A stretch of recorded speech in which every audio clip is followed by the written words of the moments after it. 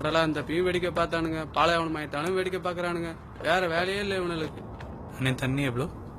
Litre 1500 sir. காலைல 1200 தானே இருந்தது. அது காலையில சார். இப்ப நிலவரப்படி 300 விலை ஏறிடுச்சு. வேற ஏதாவது? அப்ப இதை வாங்கிங்க, எனர்ஜி வாட்டர். ஒரு நாள் பூரா தாகமே எடுக்காது. 500 தான். ஓ சார் உங்க ஐடி கார்டு.